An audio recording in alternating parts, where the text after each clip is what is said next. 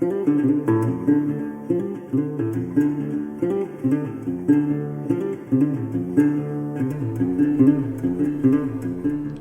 people would look at this and see a tube of mascara. I look at it and I see a Topwater profile. That's when you know you have fish on the brain. So, I saw one of these laying on the counter the other day and immediately had the idea that I wanted to make a Topwater lure out of it. Not only that, but I thought it might be fun to challenge my buddy Brandon, aka That Bass Fishing Dude, and I'll link his stuff below, to a homemade Topwater lure challenge. So sent him the idea, he loved it. I didn't tell him what I was using. I kind of want to see what he comes up with himself without giving him any details. So I just said, hey, pick something from around the house, just any household item that you've got laying around, make a Topwater lure out of it. So the plan is to make a shoot of the lure build, then video of us fishing with it, and then we'll fish with each other's lures. So we'll kind of have a fish off against each other with both our own and each other's lures, and see how that goes. Should be a lot of fun. So first thing first with this one was getting the mascara out, which was way more complicated than I expected it to be. That stuff is caked on there. It takes forever to get out, and as much as I dumped out, man, I felt ripped off by the makeup industry. But regardless, I did get it all out. This cap comes off nicely, or real easily, which is going to be nice when I'm actually doing it. But so hollow. Before I got everything out, and I'm going to leave this brush on for now because I might use it later for the purposes of weight distribution. But we'll see, to be determined. When I first weighed this, it weighed just a little over an ounce, barely over an ounce. Now, after getting all the makeup out, it weighs less than half an ounce. 4.75, or excuse me, 0.475. And here's another one that weighs about the same. I think it's like, let's see, 0.471. So yeah, pretty consistent there. So I decided to weigh it against some of my others. This is a Lucky Craft Gunfish. This is the lightest topwater I throw aside from a hollow body frog, but it's one of my favorites. But I get so many dinks on it because it's a shorter profile. You know, this is up against a spook here.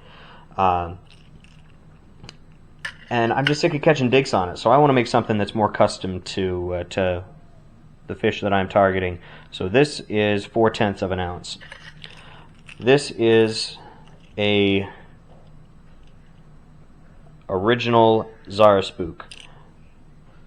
No rattle in this one.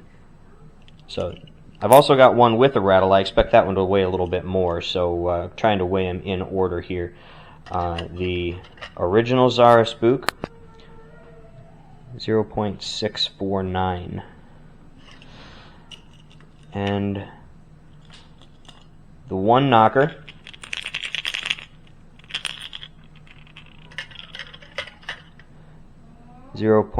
oh, it's less, 0.637. That's funny. They must have made up for it in another way, or just used different components. These look like they were made in different years too. I've kind of got an older one with this odd hardware on it, so that could account for it too, where this one just has those eye screws in it. So this is Whopper Plopper 110. You know, it's not walking, but weighing it just for the sake of weighing it, 0.886. This, I haven't thrown this very much. This is the River to Sea Bubble Walker, and it's really cool. It's got some a couple of different rattles in here. It's got these tiny little buckshot, almost a little bigger than that, but these little BBs in the head and in the tail. It's got these big knockers, a few different sizes of them, so they make a little bit deeper noise in the tail, while the head has that high-pitched rattle. But it's so heavy. It weighs, let's see, I think it weighs well over an ounce. Let me try to get a hook on there, make sure it's not throwing it off. 1.475, so almost an ounce and a half fully rigged like that. But had limited success with it, had a few bites on it, only landed one fish, but it was almost 4 pounds. I think it was like 3.75 pounds. It was a chunky guy. It was only like 17 and a half inches and weighed 3.7 pounds. But interesting thing about this is that CoverGirl mascara and the Bubble Walker are the exact same length, minus the hook and the feathers there. You know, obviously the Bubble Walker is a little more ergonomic, a little more fishy shaped. You know, got a little cutout in the belly there where this is just completely round. Great thing about the Bubble Walker is this cupped mouth. It really moves a lot of water. This one won't move as much, but hopefully I can get it to walk good enough. So another factor I'm looking at is weight distribution. And all of these, the weight is in the back. So I'm going to try to do that with this too. You know, right now, just because of the way the cap is on this and the way that the brush goes into it, it's actually weighted slightly towards the front. And I'll show you in the pool here in just a second. Unfortunately, I don't have a very big one, just a little kitty one, but it'll do the trick for this video, hopefully. The gunfish is a little bit different than the others because it goes almost straight up and down and bobs there. And I've gotten several bites while it's just bobbing, but I don't want that. For this lure, I'm going to have it more sit like a Bubble Walker or a spook would. So I'll go show you how they sit in the water at the moment. And I'm going to try to play with the weight distribution to make this one sit like the spook and the Bubble Walker do. See, they both have the tail slightly submerged. And this one, it lies pretty even there. There's a line that runs across and you can see that it actually does lean slightly forward, where the tip of it, the front, is slightly wanting to go underwater. So we're definitely going to have to change the weight distribution. Going to want it to sit like that, get it a little deeper in the water. So yeah, it might end up weighing a little bit more. I'd like to keep it under an ounce, but I'm not sure if that's going to be possible and still have it sit similarly in the water. I'm not sure if it would walk as good if it was on top, but we'll see. We'll play with that a little later. My workstation is a bit of a mess here. I've been slowly accumulating tools and hardware. So what I decided to do for the weight is BBs. I was going to put some big balls in it too, some big old knockers, but I was having a hard time finding ones that I want. I saw at Walmart some 1/4 inch and 3/8 inch steel balls for slingshot ammo, but it only came with the $20 slingshot kit, which I don't need. So I tried to get these 1/2 inch glass and they wouldn't fit in the little hole of the mascara tube. So what I did was shoved a bunch of these brass BBs in there, and this is like $3. I'd like to say I had it on hand, but I'd be lying if I said that. So I had to go buy the BBs for the rattles. I thought for sure I could find something around the house, something in the kids' crafts, but I didn't really want plastic. Could have used cookie sprinkles, but yeah, that's probably not a good idea. So, went and bought some BBs. I weighed it out, and I wanted a little bit of weight in the head too, because I thought it might pivot just a little better that way, because everything that's over here, it seems to have just a little bit of weight in the head. You know, like we looked at earlier with the bubble walker, it's got that little bit of weight in the head and then mostly weighted in the back. So that's what I tried to replicate. The head is going to contain 4 BBs that are going to serve as the shaker. It has a nice sound.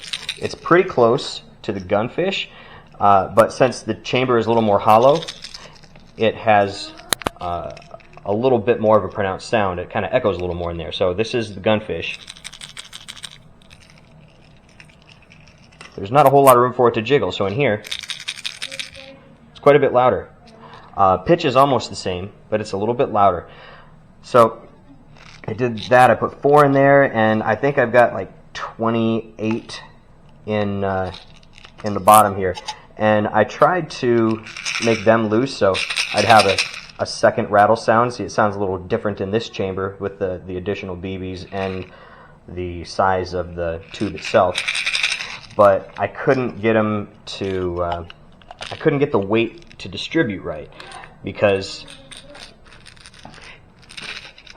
in the water, can't get it to stay. It'll just roll. So I figured I needed some way to get the weight to stabilize in the bottom of the belly. So I gave up on making the belly rattle, and 5 or so at a time just shoved BBs inside the tube and dripped super glue in there to hold them in place. So I did that layer by layer, and oops, I kind of made it so that it, instead of, you know, packed at the bottom and just, you know, standing straight up, they kind of taper. So there's some up here. So I glued them all down so the belly doesn't rattle, but I threw the extra eye screws on this one, and this is the same thing that I just mentioned. See, head still rattles, and it fits nicely, or sorry, not fits, but sits nicely in the water at about the same angle as the spook.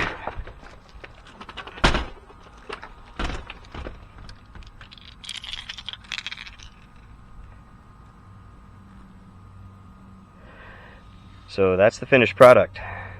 It weighs pretty much exactly an ounce. I'll bring it in and throw it on the scale, but I actually have walked it a little bit in the pool here, like I said last time that I tried to walk it, that it's a little difficult with the water level being below here. The string kind of gets hung up on it and makes the angle funny, and it might get stuck in the cracks here, but it walks. So I think what I'm going to do is throw some hooks on it and take it to the pond and just do a quick test. I'm a little bit worried about the strength of this plastic. With the screw eyes in there, it's not all that thick, but unless I'm holding a bass straight up by the lure and shaking, I really don't think I'm going to have any problem. If I get something big enough to put in any danger, I'm going to be using a net or lipping it anyway, not praying it straight up. But yeah, with the way I've got it weighted, see, it'll roll straight over to its belly just like it should. So whatever angle you throw it in at, right on the belly, perfect. All right, throw some hooks on, maybe get it painted, and I think we're ready to catch some fish. It's almost 100 damn degrees outside. I shouldn't be out here. Hopefully I won't be long though. Left my hat in the car, so that kind of guarantees that I won't be out long. If I'm not covering the dome, I'll be in trouble. So, walking while I'm talking here because I'm trying out the video stabilization on my new camera. So we'll see how this looks, but half of that mess that was on the kitchen island there where I was working was various camera accessories, but I don't have chest strap yet. Probably going to order that soon. I just wanted to be sure the camera worked out before I ordered the accessories pack for it. But yeah, so I'm just going to set it down on these rocks that are down here. Hopefully we'll get a good angle, but we're going to watch this thing walk. I came out here to test the walk on it yesterday, trying to figure out the balance, and I didn't have the lid secured, and I backlashed, and the lid stayed tied to my line, and the rest of it flew way out there, probably about a third of the way across the pond. Even though the wind is at like 14 miles an hour, straight out of the south, and this bank is completely protected. You can see in that tree over there that it's coming straight from the south, so there's hardly any movement on the water. So I threw, my shaky head out there, past the lure, waited for my braid to start to come down and I could see where it was coming, and I would move the tip of the rod so that the braid fell over the lure, and it would move a fraction of an inch, 100 casts later, and I was finally able to bring it back to shore, so I didn't lose it. But yeah, let's see how she walks.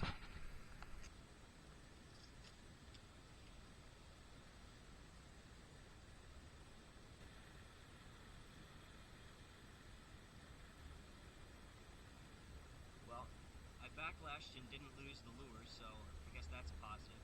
I'd like to say I was doing it on purpose to test it out, but that'd be a lie. I'm just getting used to the weight on this one. This rod is weighted up to 1 ounce, and once I got the hooks on, this weighed 1.012 ounces, so I'm maxing out the rod here. Up the brakes a little bit, tighten the spool. Alright, that should be better.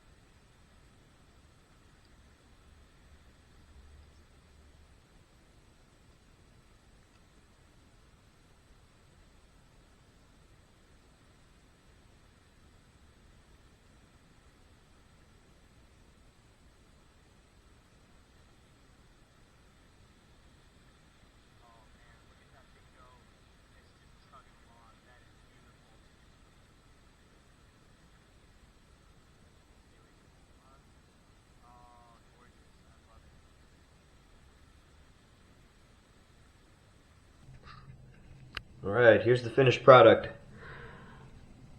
I never claimed to be a professional painter. That's why I knew that Brandon's would probably be prettier than mine. But it is what it is. White always works good for top water. I got some black on there for contrast. Got some eyes, some gills. We got a spot. We're going to pretend it's a shad. Got some little fins on the side. Underside, what the fish will actually be looking at. Got some gills, fins, little orifice there, anal fin, and this is supposed to be some fins down here. Fish will probably never see the top, but I figured I had to put something up there, so kind of like a dorsal fin there, and I forget what that's called, caudal fin, I think, back there. But I guess we'd call those nostrils. I don't know. Oh, hey, I'm in the mirror. I didn't even realize. Hey, everyone. Yeah, it looks decent.